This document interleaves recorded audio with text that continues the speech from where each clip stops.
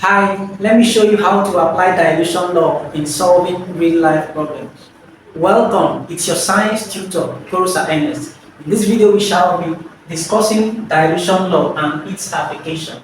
We have a question on the board that we shall be looking at. But first of all, what is the dilution law talking about? It deals with the relationship between the concentration of a solution and its volume.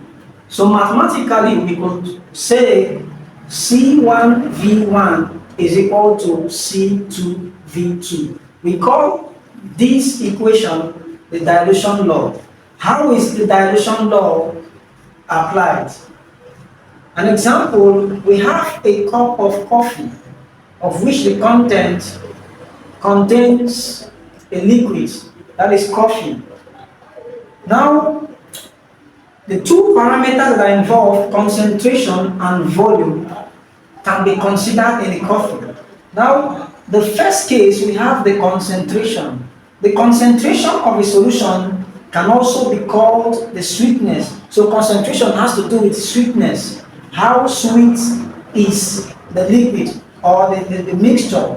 We also have the volume. The volume is the level of which we have the content.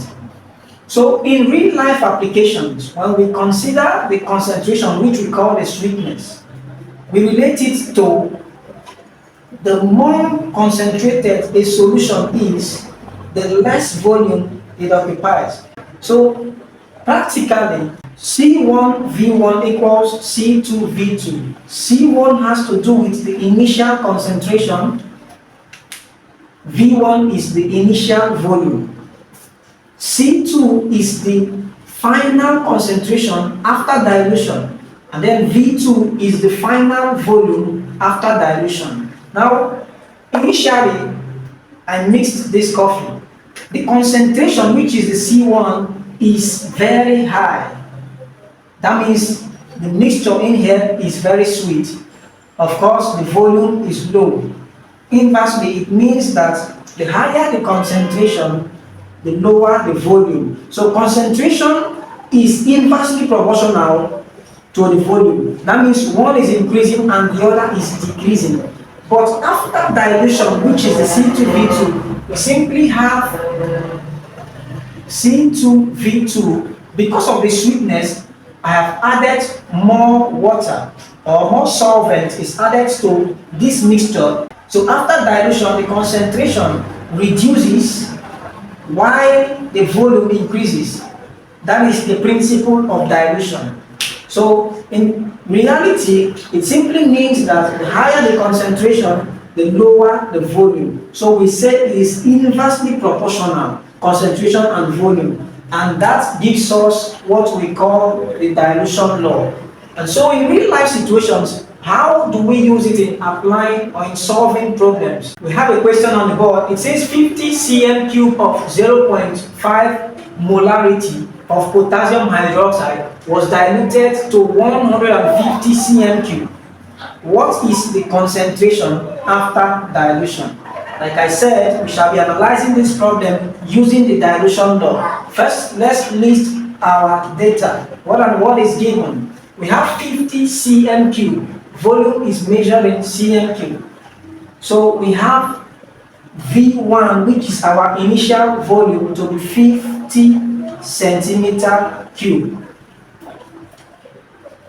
Of 0.5 molarity, this value represents the initial concentration. So we call it C1. C1 is given as 0.5 molarity, which also means 0.5 mole per dm cube. Molarity is also known as the mole per dm cube. Of a solution of potassium hydroxide was diluted to 150 cm cube. This is another volume that is given, which we call the V2. So V2 is given as 150 cm cube. What is the concentration after dilution? So we have to find the concentration after dilution, which makes our C2. So C2 is unknown. You can see that initially the concentration was much, the sweetness was much.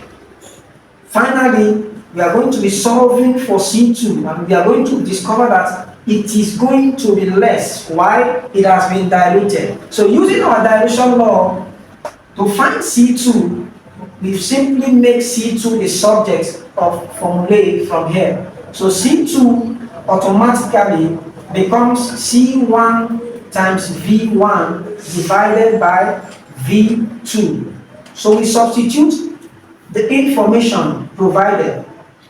C1 is given as 0.5 multiplied by V1, which is 50, divided by V2, which is 150.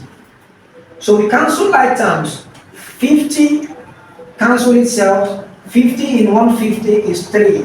So we have C2 to be equal to 0.5 divided by 3.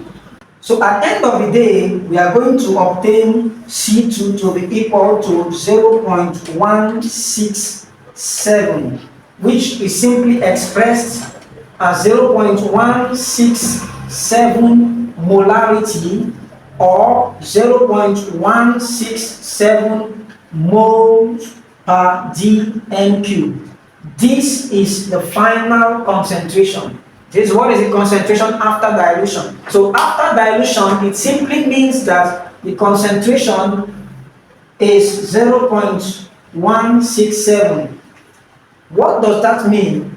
Initial concentration was 0.5 molarity. Final concentration is obtained to be 0.167 molarity. So there is a drop in the concentration of the solution. And that is to say that it has been diluted.